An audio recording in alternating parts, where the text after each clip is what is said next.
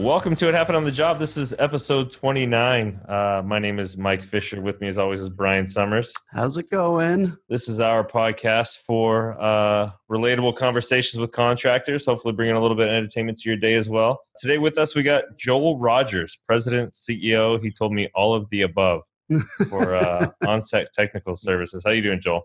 I'm doing well, Jen. Thanks for having me. No, thanks for coming on, man. We appreciate it. Well, I guess I should say we are familiar with the day-to-day schedules of contractors, so we know that an hour of your time is pretty valuable. So we appreciate you coming on. Yeah, my pleasure. So give us a little history. I know we kind of chatted, quote unquote, offline before we got started here, and I think you gave me a lot of it, but humor us a little bit and maybe repeat a little bit of that. How you kind of got started in the industry, and that journey to where you are now. Yeah, absolutely. So first off, thanks again for having me. Really appreciated it. Yeah, it's just going back in time now, just a bit. And I did try to summarize a little bit of my arc there, but I guess it all starts in the service. Most guys, I think, and ladies kind of get their jump off in the service. I didn't really know what I was doing, to be quite honest with you. I was kind of a hard-headed kid, and joined the Air Force in 2000, had no idea what I was going to do. Ended up getting lucky. I'm sorry, say that again? I said thank you for your service. Thank you. Oh, yeah, my pleasure, my honor. So I was lucky enough to kind of stumble my way into a job code that was open electronics. And lucky me, I didn't get EOD or any of the stuff that maybe wouldn't be as applicable out here. So long story short, after completing like a fear of heights test there in Texas down at the Air Force Base, they put me on a pole as far as did line work for the United States Air Force for about 5 years. Got out and still kind of confused about what I was doing. At that point, I had grandfathered in enough time to become a journeyman lineman out of the state of Oregon, and was kind of just kicking the can down the road, still trying to figure out what my life was going to be. And got interested in a project that my company was doing. It was a first of the kind in the country of a platinum class LEED building with a fully integrated off-grid hospital in Portland as an extension of OHSU. We got involved commissioning that, and that was when I kind of had the aha moment and noticed that my electrical infrastructure background cogged in really well with this green technology. And from there, that would be about 2004, 2005. I started slinging my resume out to any and all green companies out in the industry worldwide, and got lucky enough to get picked up by a wind company. Climbed that ladder pretty well from the tech floor down and up to construction management, and traveled the world with those guys. We deployed about 700, 800 wind turbines. Much as the way of green energy, this was a startup mentality. So they went the wayside, and I moved over to solar. And trying to wrap up this little intro here. Perfect. From about 2004 till about 2015, I spent 100% of the time on the road building utility scale solar and wind projects, both here in America and in Mexico. That kind of culminated in me kind of heading towards the West Coast at about 2014. And I had started to become kind of highly involved in safety aspects. Being a high voltage lineman, I had been quite involved in quite a bit of casualty assessment in the Air Force, which led to quite a bit of sensitivity around the safety aspects of the job. Yeah, I was going to say that's a pretty hairy job. And, I think a lot of guys do their career without necessarily getting too close to that stuff. But I got lucky in the Air Force and volunteered for it. Just trying to build a resume, so to speak. And so when I got out, I just kind of naturally assumed that position of kind of safety leadership. And now fast forwarding yet again, that kind of led me to developing Catalyst Power Services, which was essentially the parent here of Onset. And in which case we went around and we helped larger utility companies build the renewable projects that didn't have the experience commissioning those or bringing them online or navigating all the ins and outs of that map work. Like I said, I had some kids and decided that it's probably time to get them off the road and into a decent school system, and came back to the West Coast and just been plugging away since. So that's my opening statement. Yeah, no. So obviously not like a typical contractor, right? Not out there bidding jobs and building them and going and do it. So what is your day-to-day? How do you fit into the project? Kind of when does your company step in? What are your responsibilities? When do you step out? those kind of things. Yeah, absolutely. So in this iteration with what Onset's doing, we've kind of scaled down, and now we're trying to help our residential people, small businesses, navigate that landscape, and not necessarily as a hand holder, but just watch out for this, watch out for that. I've been around and worked with enough companies to know the ins and outs of the lease programs, as well as there's all kinds of incentives out there. I mean, pick a utility and there's 10 incentives underneath, and 9 of them are of low quality, and 1 may be worth it. So that was kind of my place. And then the other part, of course, was to create the roadmap for that, let's say, layman to, do all of his development and do all of his, material requisitioning, and then do all of his permitting, and then, so on and so forth. And so to give them the roadmap, and then at the end to be essentially the customer representative. That's what we're doing nowadays. 5-10 years ago, we were doing that for the utilities of the world. And so are you working more for the contractor specifically? Are they seeking you out looking for help, or do you see yourself, or are you more often working for the project manager who says, hey, so that we don't have issues with these subs, can you help these guys out? No, that's exactly right. It's kind of a mixed bag anymore. For example, I hold a position here in town. The company, great company. They kept me very busy doing quite a bit of stuff, keeps me busy.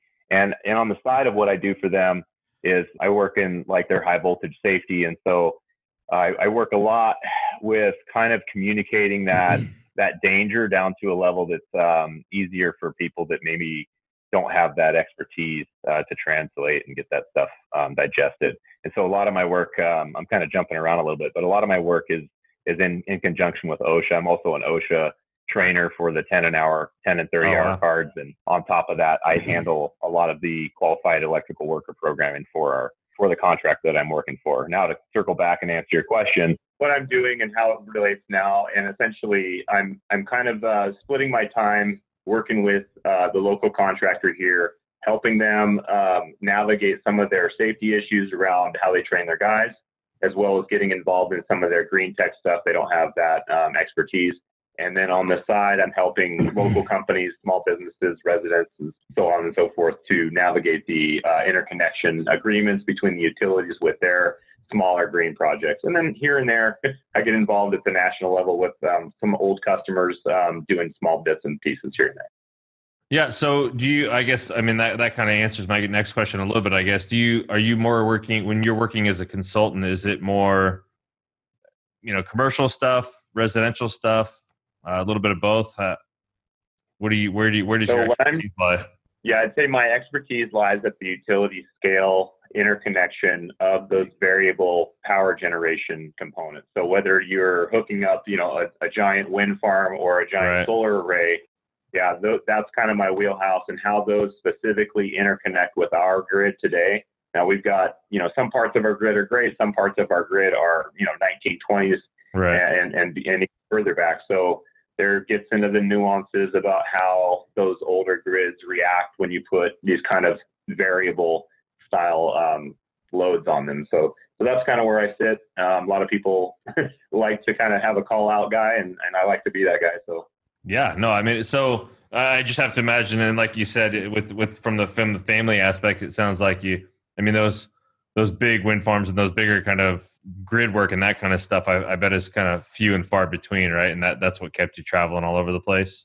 Yeah, and so right out of the service, joined a manufacturer of a wind turbine, and so we became the rollout crew, more or less, for utilities that would purchase projects utilizing those wind turbines. So then I would go out with the team, and then we would, accept delivery from our manufacturing base out of Cedar Rapids, working in conjunction with their PMs to get everything scheduled out. And then at the end of the game, and where my specialty came in, was making those turbines turn on, sync up, talk pretty to the grid, and make sure that everything is copacetic so that power can be made when it's there. Yeah, and so kind of circle back a little bit with the contractor that you're working for now. What you got? You're doing more the safety and training, that kind of aspect, right?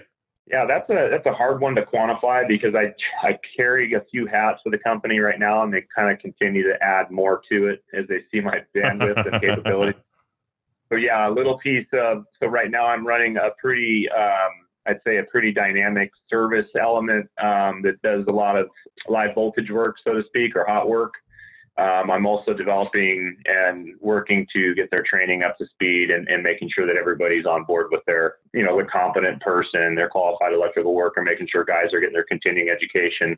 So working hand in hand there, working hand in hand, of course, with safety, and then trying to help where I can in terms of the company development and marketing.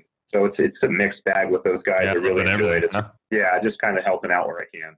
Yeah, and so kind of how are you involved at all in the hiring process? One thing that we kind of like to get some sort of insight on a lot of our guests if we can is just the hiring process and what kind of people you're looking for and how you kind of take them from that point when they're hired to the point where you're confident in them either leading a crew or not having to be supervised. But I feel like everybody's got a little bit different take on that and what they're looking for and how they get up to speed. So I don't know if that's something that you're involved in that you can speak to how they operate there.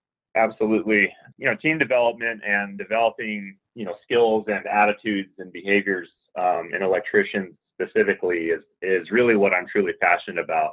And how I get involved with the company I'm with now is a lot of times, so we work hand in hand with different organizations like WECA and ITAP, which are different electrical training programs for guys to get their hours, get into a formal program so that they can start working towards their journeyman and getting essentially putting stripes on. Right. So a lot of what is I get there in the ground level with those new employees, and I try to impart essentially a cultural imprint on them about the expectations and I come from a place kind of rolling back to earlier in the conversation talking about my casualty assessment work in the service that was specifically around casualties associated with high voltage incidents. So when I'm speaking to these young guys who are just entering into the industry and trying to get their head wrapped around the career choice that they've made, there's a little bit of gravitas that comes with telling those stories from a firsthand, like a first person perspective. Yeah. And then again, kind of going back to the fact that, I started as a lineman and I still wear boots to work and, these guys see that. And so it helps to be able to kind of come from that place. So we are always looking for guys. And if you know anything about the electrical trade, it's just constantly in need of good quality guys. And I just encourage any of the audience members that are looking at different opportunities and stuff out there, electrical is it's a challenging job. It's a great earning job. It comes with a lot of pride. There's nothing more fulfilling for an electrician, and really at all levels, to go out and, where a million people have looked at it or whatever, and to actually fix something or bring something on. And that's just like the low hanging fruit commentary. There's critical infrastructure stuff that electrical guys get out there and fix and bring up. And so there's a lot of pride in it too. And a young guy that's just coming in, they may see, oh, an electrician makes, this much more than this guy or that much more than that guy or whatever. But really it comes down to, are you a serious guy? Can you do good work? Can you pay attention? Can you clock in every day and have your guys' back? And so coming from a military background, I try to impart that esprit de corps and new guys that, so that they know that this field, this trade it's a risky trade. It's why we get paid a premium. We need to be paying attention. We need to have everybody's back around us. And so, to cut short my waxing poetic, I do get passionate about this stuff. And this is kind of where I think my career's really kind of been leveraged off of, is just that passion piece. And you guys are probably looking at each other like, hey, we've only got 45 minutes here, man. So wrap it up. No, not at all. It's actually completely the opposite. These things tend to be a lot more fun and a lot more interesting when we don't talk as much. Yeah. It tends to lead to a lot more valuable content than the two of us jabbering Nobody on. wants to hear us. Yeah. No, and I think it's great. It's so funny because we've had, including you now, maybe 3 or 4 people that have come from the service, and it's that mindset and that passion, I guess, for anything specific, and being so laser focused on it, and being able to execute it. And and attention to detail. Yeah, and we've said it before that it's so funny that some of these, not funny, I guess it's just more kind of just goes to show that some of these more successful companies and not even just ones that we talked to, but just in general, that one of their biggest keys or one of the biggest things that they stress is employee, well-being and the benefits and that structure of the company. So what kind of, it sounds like you guys are obviously not a union shop, correct? No, that's correct. Okay.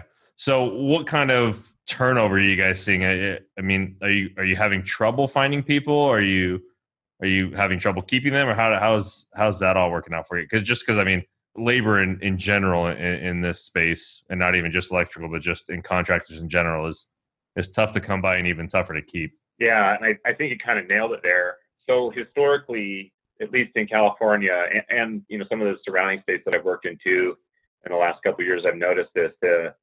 It's a culture thing here right now with electricians where there's always work.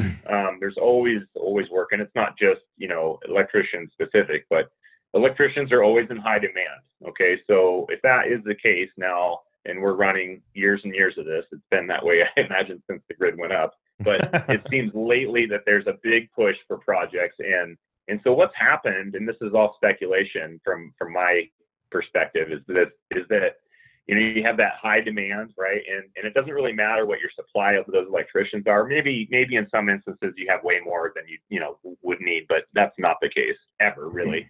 But Right. Let's say you just like normal, you don't have those electricians. Well, the electricians, so then you have 100 jobs and you have 40 electricians.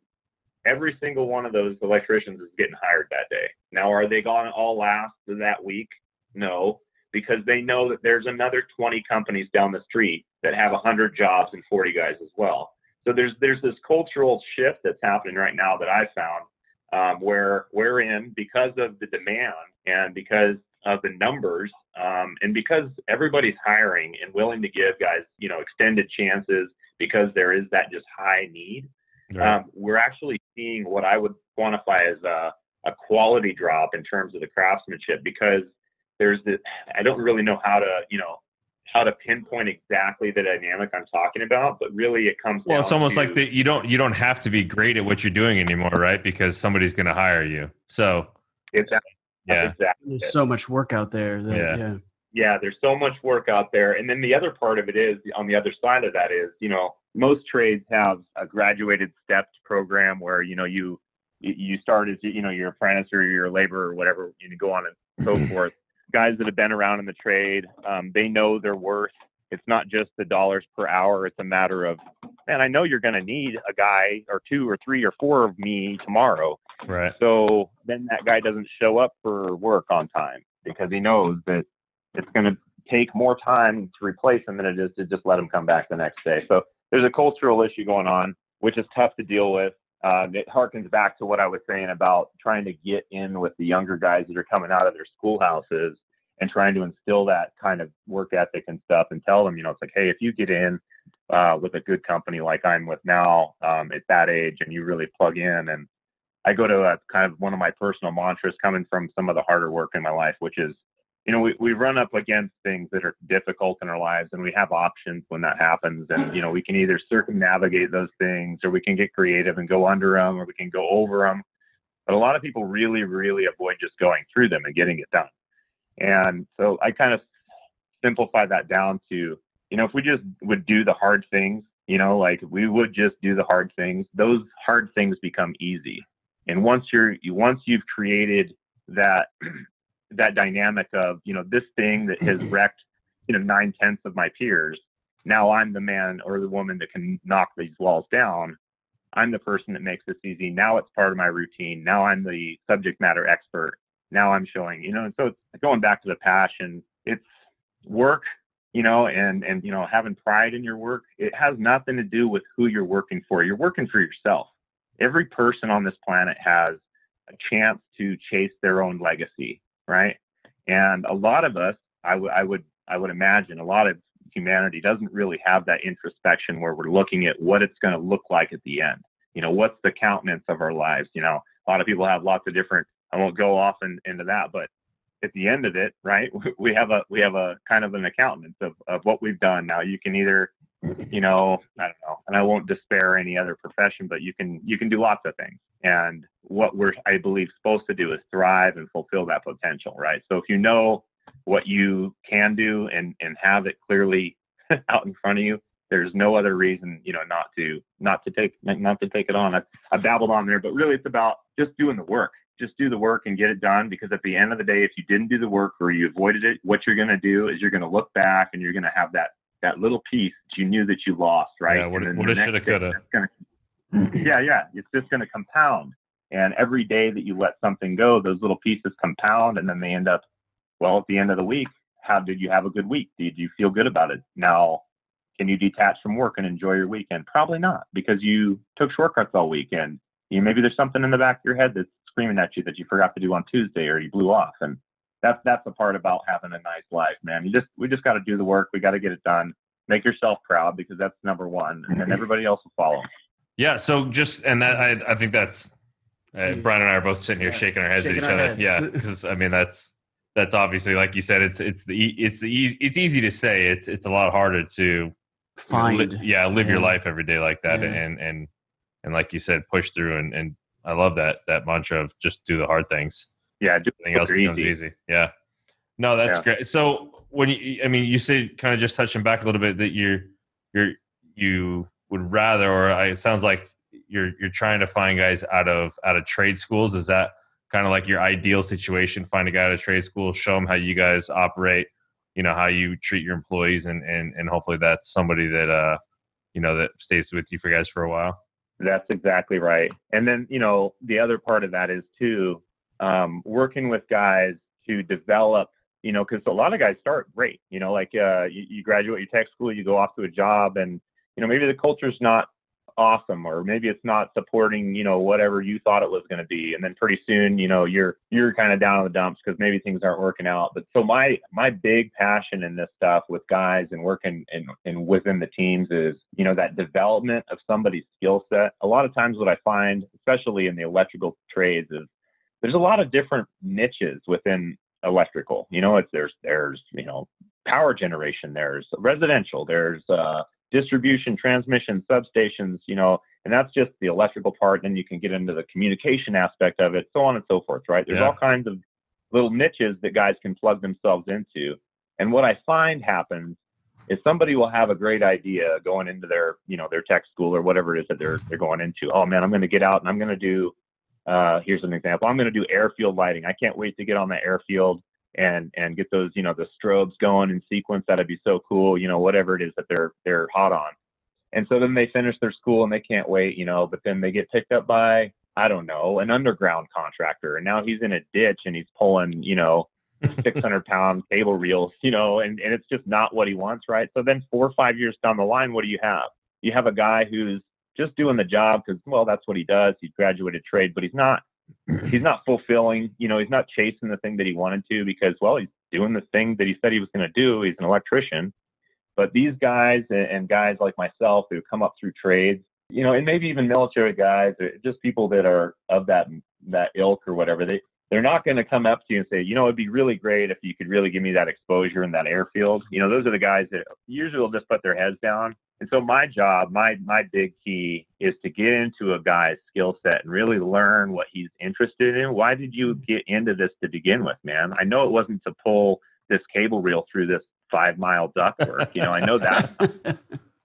So talk to me about, why did you choose this? It wasn't because, we make X amount of dollars more per hour than the next trade, because we're all fairly commensurate with each other. There's, a few bucks here and there, but for the most part, if you're good at your job and you're a tradesman, you're making pretty decent money. That's what I'm getting at, is like, get into guys and figure out, why did you get into this? And then a lot of times what you'll have is guys that are just towing the line. And I do not like seeing a guy toe the line. Metaphorically, yes, but what I want to see is a person that's fulfilling themselves and like their great personal aspiration. Sure, toe the company line, but do the work for you too on the side, right? It's like you guys have professions, and ultimately at some point you decided that what you're doing here was something that you were interested in, the point that you would invest yourselves in it further, right? And so now you're getting more career fulfillment out of maybe this than you were however many months or years ago that you were doing the core of what you we're trained or educated on. Yeah, no, that's absolutely right. Yeah. And so let's kind of speak to, if you can, what the process looks like when you get somebody, you get inside their head a little bit, or you get inside their being a little bit, and you find out it is somebody who maybe isn't doing 100% of what they're passionate about. Like, what's the process like there for you? What are you trying to, do you help them find that, or what's for you personally, what is your plan there? Because this is such a personal passion piece of my career, is helping people kind of, help them see clear what it is that they were doing. A lot of times what I'll do, and I don't know what it is about my career and, the ascension that I've had, but a lot of times I end up kind of adopting, for lack of a better word, like the problem child. I go back to an example back in the late, early 2010s, 2006 or 7. And I was in Kansas, and I got sent a gentleman from another project, and from my counterpart, effectively at that project. And he sent me a phone call, and he just said, "Hey, I'm about to fire this guy. He's, I just can't get any work out of him. I mean, he shows up on time or whatever, but geez, it's just like pulling teeth to get any kind of feedback." And I'm like, great. My project's already behind schedule. Last thing I wanted to do at that point was do this, take on more work. Yeah. Right. Yeah. And really what I had got, of course, that was followed up by a message by both of our supervisors saying, "Hey, once he gets there, just go ahead and let him go. We just don't even need to be dealing with this." Okay. So fast forward, the guy shows up, and he's the first one there, and he's just sitting in the corner, and it's cold. We're out in Nowhereville, Kansas, and he's got his ball wrapped up. I can only see his eyes, and he's sitting in the back of this meeting all morning long. And I can just tell this guy's got a chip on his shoulder. It's just massive. And so I get everybody sent out, everybody dispatched, out of the shop. And I have him come in the office, and I sit down and I just say, "Hey, what's going on, man?" And now keeping in mind that I've got, marching orders to kind of just weed this guy out and let him go. Right. And I asked this guy what was going on. And I don't know if it was the tonal quality of how I asked him that he actually thought that I was being genuine or not. But the guy went on like a 45-minute diatribe about how he hadn't been given the chance to lead, how he hadn't been given the chance to take ownership of anything. And here was he was a combat vet like myself, a little underspoken, not real prone to kind of speak up. So over the next 6 months, I encouraged that guy to take lead. So I put him in, we had 500 wind turbines in this field. Okay. So now you're the lead guy, and now you're running 3 guys, right? So it's like, for lack of a better word, it's like, you wanted the chance to do more and be more. Here it is. Here's your fresh start. I'm Joel Rogers. All those other guys you worked for in the last couple months, I don't care about them. This is day one for you. Okay. And now you've told me this is what you want. So I'm going to try to give you what you want. And this is day one. That guy is now one of the leading electrical contractors in Southern California. Okay. Wow. Okay, and that was 11, 12 years ago. He came up underneath me. He became a commissioning supervisor, a commissioning manager, a construction manager, a project manager, stepped out, got his C10 in California, and now the guy's killing it nationwide. So my point is like, some guys just need a chance to be empowered and told to speak up. And I'm kind of surfing your question is, how do you do that? And I don't know if it's my unique skill set of being able to talk a guy's ear off until he just, "Okay, shut up, dude. Let me tell you what's going on." or, like, I like to think it's because I understand human motivation, and I'm like a closet amateur sociologist, and I try to understand, what's leveraging people out of bed and towards their coffee every morning. It's certainly not the taste of coffee, because I like coffee, but that's not the thing, so that's it. It's trying to figure out, a lot of guys go to work not because they like it, but because they have a family. Okay. So you're just trying to find that motivation and then spin it to their tune, right? It's like tuning them into what they want. I think there's a piece of it that probably is, something that some skill set that you have, that helps you tap into, like you said, understanding how the human brain works and what it wants. But I think a big part of that too is just genuinely caring about people, right? Asking questions and not being afraid to hear the answer. Because I'm sure you've asked that question a few times, and a guy says, "Well, I don't want to be here. This place sucks." Or, that could, even if it hasn't been, somebody could easily say that. And then what do you do? Well, crap, this is the company I work for. Like, why are you going to tell me? So it's not only, I'm sure that there is some sort of piece of it that's that's, a skill set that you have. But I think a big piece of it that everybody can take out of this is just genuinely care, and ask the question and don't be afraid of the answer. Right. As opposed to just letting the guy go, and there might be that time where you ask him, hey, what's going on, man? And he's just not there. Then but kudos to you, Joel. So, I want to caveat some of that with just a small piece about, something that was real critical for me getting out of the service. And I kind of joked about it in the beginning of our call about kind of just not knowing what I was doing and just kind of banging my head against that, that 18 to 22 time frame. Like, what am I doing? What am I doing? So I got into the Air Force and got into electrical and, figured out, electrical power 101. And then what ended up happening was in that military environment, I was a pretty, I don't know, maybe a soft-spoken guy, probably not one to speak up too much. But in that military environment, I kept seeing that our trainers were looking for guys to lead. They were looking for guys to stand up and to take charge and take control. And I never really had one of those, and I say it lightly and kind of, by the exact definition, I've never been an aggressive guy. And I mean, with intent, I've never been really a go-getter as a young guy. But when I saw that vacuum of real leadership, in the service, and they were just waiting for somebody to step in, I did. I started volunteering for stuff and kind of putting myself into the fire of things, both literally and figuratively. Right. And it just felt like, whatever happened, as an upbringing or whatever, it was like those opportunities to actually lead, to actually make decisions that impacted more than just myself. That was what empowered me to feel confident in what I had to say. It empowered me to feel confident in what I wanted to see as a team goal. And so I think all of that coming from a place of humility and then being thrust into leadership, I think that was really that dynamic that helped me become this, I'm able to speak now, and I like to think kind of eloquently so that people can understand. And then when I get down on the ground level, when I go out to a job site, I just know, man, I've been there, I dug in the dirt, and I did those hard things until they were easy. So please don't tell me they're impossible. Please don't, because I know they're not. And if that's the case, then we just simply have a willpower thing. Maybe that's not the job, but I just really feel like that opportunity to lead early in my career, having come up as kind of a softer spoken guy, and then being put in the real critical situations where my decisions didn't just impact my life, but the lives of people around me. That was the thing that gave me the confidence in those decisions that I would make later in life, right? So now here I am as a civilian, and I've had to make giant decisions that may not be life-ending or life-protecting, but they were huge and they were life-impacting. And so my confidence coming from those earlier decisions carried through. So yeah, it is, man. It's a dynamic, and it's biology, and it's experience, and it's environment. And all those things make us, and I just got a lucky dice. I think guys like talking to me. So that's probably part of it. Oh, we enjoy it. Yeah, we're having a great time. Yeah. And I think, I mean, what life is, take the industry out of it. It's all about people. And I think to your point about that vacuum of leadership that you saw in the service, where they were looking for people to step up and take that role.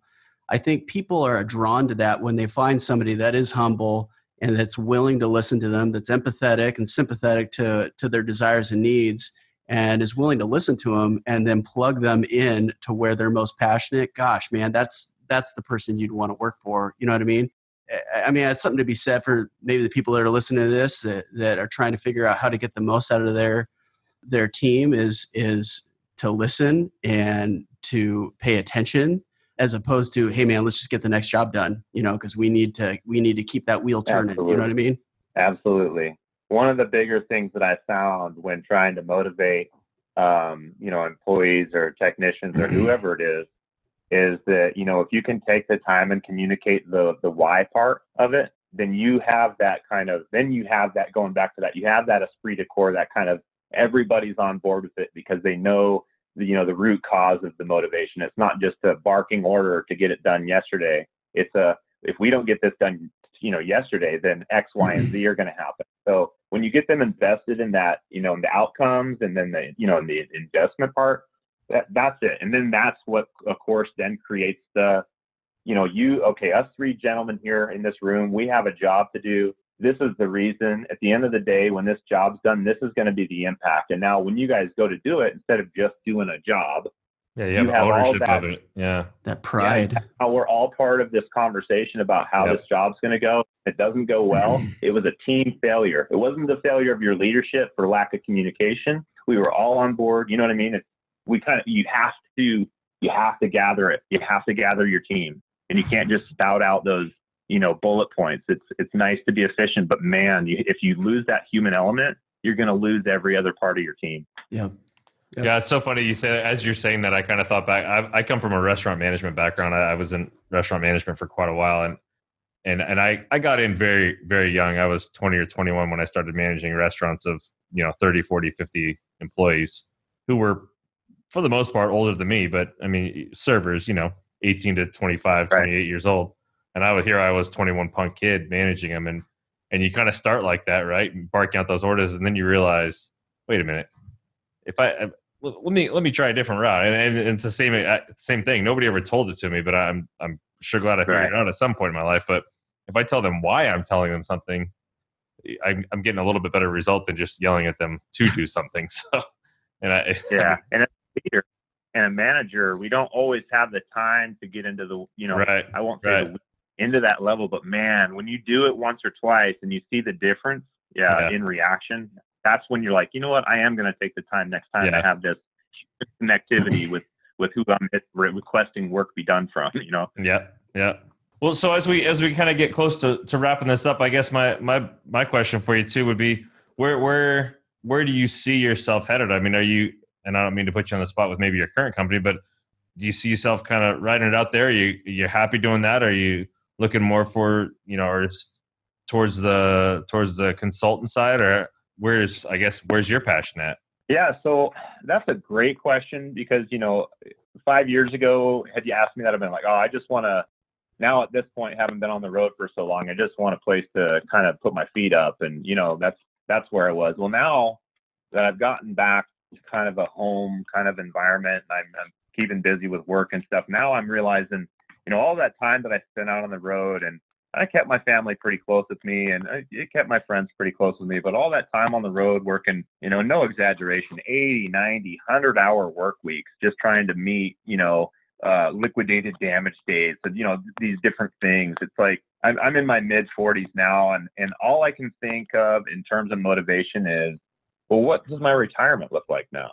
Like what am I, like you get over that hill and it's I kind of think like, here I've sold all this time, right? I've given up essentially the power band of my life to create, I kind of shy short of saying legacy, but just, to create who I am. My career is well defined. My resume, looks pretty decent at this point. So what's next? Well, now what's next is me trying to find ways to buy back that time. And a way to kind of summarize that, it's, I spent however many years of my life selling 18 of the hours of every day to someone else for X amount of dollars. And now I'm trying to find a way that those 18 hours that are currently still dedicated to either my spouse or my job, or the job that I have raising kids, or, any number of projects I have. Now it's about finding, it's like, I guess I just struggled so hard to be busy and make sure that I was productive, that now I'm like, okay, you were productive, you were busy. Now it's time to enjoy it, right? So now I'm trying to define new ways to get that time back. Trying to get into this consultancy stuff is part of that. And then getting smaller and smaller. I don't need to have 5 trucks or whatever. I don't need to have the 7 million things. So it's all part of the design. Just trying to get smaller, trying to buy more time, and slow the clock down, man. Because you get into that mentality of building your legacy. Man, you look up and you're 44 or 45. And you're like, wait, where'd my hair go? So true. No, I mean, I think that's I guess ideal for everyone. I guess so. From the consultant standpoint, do you have any family involved in that with you? Is that something are you running that by yourself? Or is your wife involved in there? Or? No, I'm by myself on that. I had wife and friends and everybody involved with Catalyst, which was its parent, and then came back off the road. I was like, hey, I don't need to do all of that. I don't need to, like I said, I don't need to be this busy. And so I get to choose and pick and choose what I do with Onset.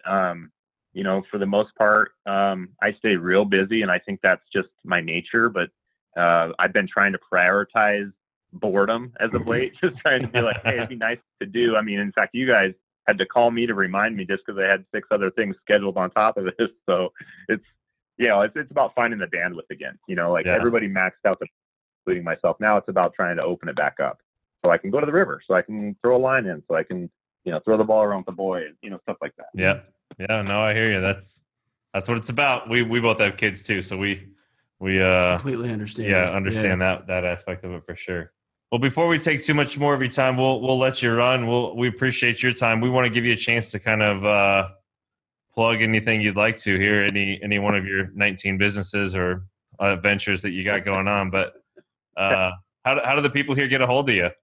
Oh, well, they can get a hold of me just like you did. They can find me on LinkedIn. Don't have much of a presence out there. I think I've got a Facebook page for Onset and some other stuff out there. For the most part, though, I think my LinkedIn page has got all the good ways to get a hold of me. So cool.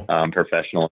So yeah, I don't have much to plug, guys. Just appreciated the time. I just say to the audience out there, be true and just boil down what it is that internal dialogue you have going about what your life is. Just boil it down. Just keep boiling it until it really, really sings the same song that your heart's singing. Because man, you can waste a lot of time trying to figure that out. And I just being at this stage of my career, and then looking at guys that I remember being this guy. And I just want people to live truer and cleaner and closer to what we thought we were going to do when we were younger, Yeah. So that's it, man. Speaks so true Appreciate right now, it, especially too. So relevant. Cool. Yeah, we appreciate Absolutely. the time, man. Thank you, Joel.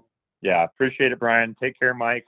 Thanks for the call, and I appreciate being part of it. Yeah, we'll stay in touch, and we'll see at some point down the road at some point, hopefully. Awesome. Have a good one. Take Thanks. care. Bye-bye. Hey, thanks for listening. And if you've made it this far, go ahead and give us a like or 5 stars or whatever means you like us. Make sure to subscribe so you don't miss our next episode. And check out our website for more video content and extras. While you're there, shoot us a message if you want to be a guest. We'd love to have you on. Thanks again, and we'll see you next time.